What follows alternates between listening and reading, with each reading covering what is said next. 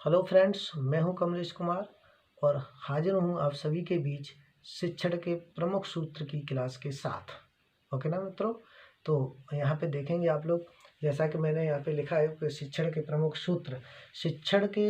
सूत्र जो दिए थे, या यूँ कह दें कि शिक्षण के सूत्र के जो जन्मदाता थे या जनक थे, वो थे आपके हर्बर्ट स्पेंसर व कमेनियस ने शिक्षण के प्रमुख सूत्रों को दिया था। अब देखिए, ये शिक्षण के सूत्र आप किस तरह से याद रख पाएंगे, इसके लिए हमने एक आपको ट्रिक दी है। ठीक है, इस ट्रिक के माध्यम से आप क्या कर पाएंगे, इन सारे के सारे जितने भी ये जो आपके शिक्षण के प्रमुख सूत्र दिए गए हैं, इनको आसानी से याद कर लेंगे, बहुत ही आसानी से याद कर सकते हैं। ट्रिक क्या है हमारी, देखिएगा, मेरे साथ बोलने का प्रयास करिएगा। सरल, ज्ञात, स्थूल और पूर्ण अनिश्चित अनुभाव। सरल, ज्ञात, स्थूल और पूर्ण अनिश्चित अनुभाव, विशिष्ट मनोवैज्ञानिक प्रकृति और प्रत्यक्ष इंद्रिय स्वाध्याय। ठीक है ना, तो ये ट्रिक है आपकी, इसके माध्यम से आप इन सारे जितने भी ये शिक्षण के सूत्र हैं आसानी से याद कर पाएंगे। देखिए यहाँ पे लिखा सरल, तो पहला हमारा शिक्षण सूत्र क्या हो गया, सरल से जटिल की ओर। पहला हमारा क्या हो गया, सरल से जटिल की ओर। फिर दूसरा है ज्ञात, तो ज्ञात से मतलब ज्ञात से अज्ञात की ओर। ओके ना, फिर क्या है, तीसरा हमारा स्थूल दिया हुआ है, तीसरा वर्ड है यहाँ पे स्थूल। देखिए हमने यहाँ पे ये रेड पेन से जो है ना इनको सेपरेट करने का प्रयास किया है, तो आप लोग भी ध्यान रखिएगा। स्थूल से सूक्ष्म की ओर, स्थूल से सूक्ष्म की ओर का मतलब होता है फ्रॉम कॉन्क्रीट टू एब्स्ट्रैक्ट। फिर है आपका पूर्ण से अंश की ओर, फ्रॉम होल टू पार्ट। फिर है आपका अनिश्चित से निश्चित की ओर, फ्रॉम इनडेफिनिट टू डेफिनिट। अनुभाव से अनुभव या अनुभूति से युक्ति की ओर, from empirical to rational. Okay ना, नेक्स्ट है आपका विशिष्ट से सामान्य की ओर, from particular to general. Next है हमारा मनोवैज्ञानिक से तर्कात्मक की ओर, फ्रॉम साइकोलॉजिकल टू जनरल।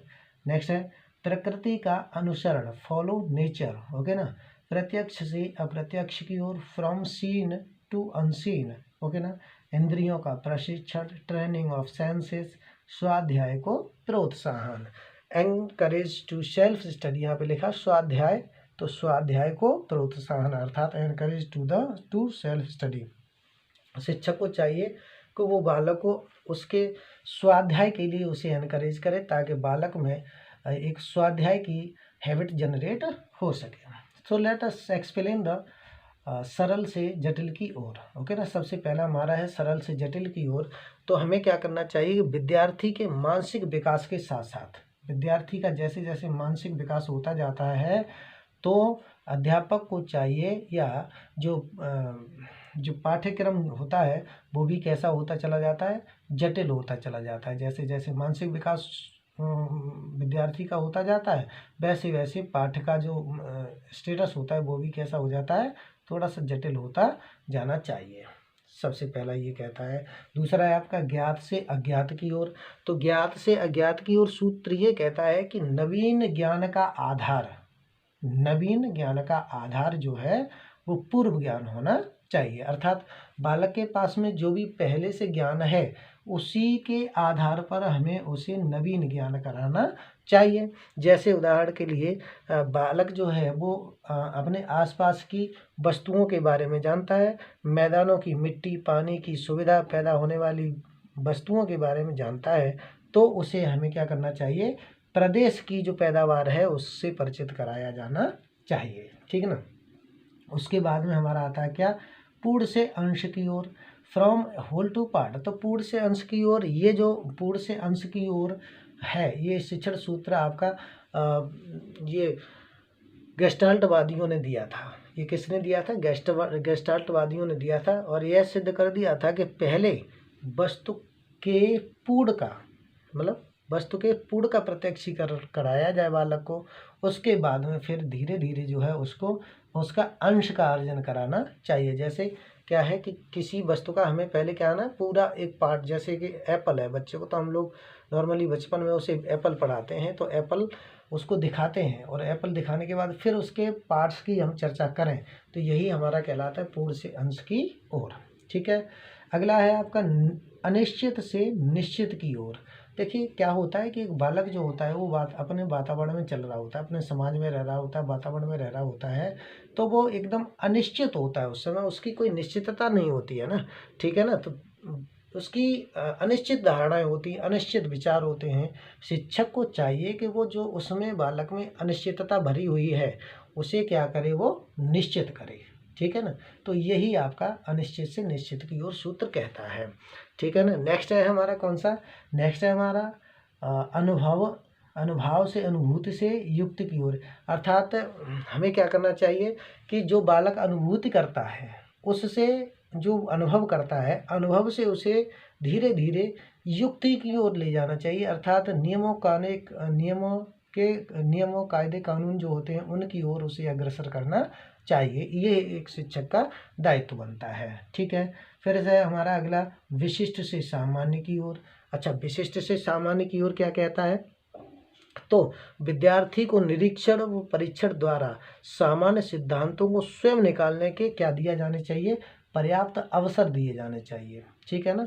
बालक को क्या करना चाहिए, बालक को निरीक्षण व परीक्षण द्वारा सामान्य सिद्धांतों को स्वयं निकालने के पर्याप्त अवसर दिए जाने चाहिए। शिक्षण की यह विधि जो होती है, यानी कि शिक्षण ये विशिष्ट से सामान्य की ओर, यह जो सिद्धांत होता है ये आपका काम करता है आगमन विधि में। किस में करता है ये, आगमन विधि में। विशिष्ट से सामान्य, अगर आपसे क्वेश्चन पूछा जाए परीक्षा में कि कौन सा वाला शिक्षण सूत्र आगमन विधि के लिए उपयोगी है, तो विशिष्ट से सामान्य की ओर ये आपका आगमन विधि के लिए उपयोगी है, ओके ना।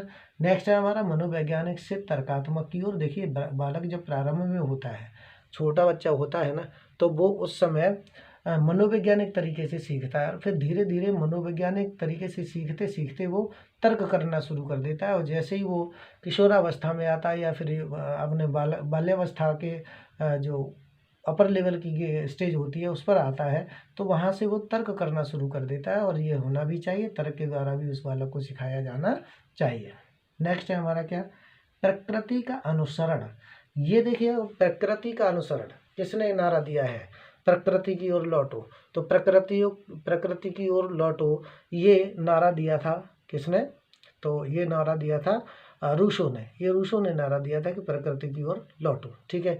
जैसे कि वेदों की ओर लौटो, तो स्वामी दयानंद सरस्वती ने कहा था वेदों की ओर लौटो। उसी तरह से प्रकृति का अनुसरण करो या प्रकृति की ओर लौटो, ये रूसो ने नारा दिया था, ठीक है ना।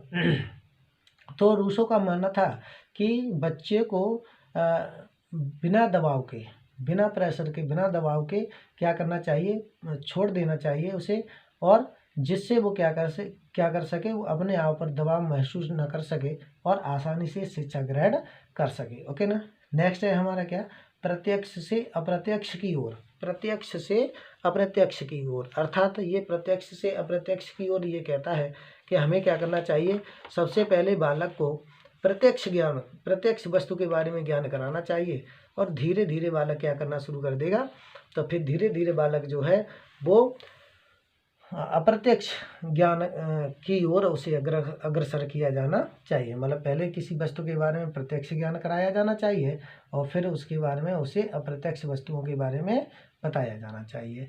अगला है हमारा इंद्रियों का प्रशिक्षण। तो ये इंद्रियों का प्रशिक्षण क्या कहता है, तो इंद्रियों का प्रशिक्षण ये कहता है कि बालक को जो है ना, बालक को पढ़ने पढ़ाने के साथ साथ उसे इंद्रियों का भी प्रशिक्षण कराया जाना चाहिए।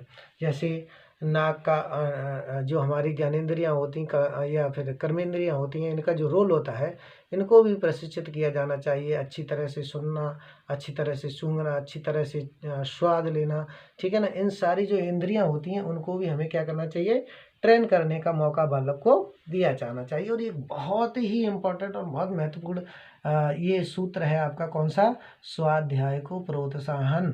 स्वाध्याय को प्रोत्साहन, अर्थात बालक को क्या किया जाना चाहिए, एक बालक को उसके अपने स्वाध्याय के लिए हमेशा शिक्षक को चाहिए कि वह उसे प्रोत्साहित करते रहें, एनकरेज करते रहें, ताकि बालक जो है ना वो अपने खुद के अध्ययन के द्वारा कुछ चीज़ों को सीख सके, ओके ना। सो मैं समझता हूँ कि ये आप लोगों को ये समझ में आ गया होगा।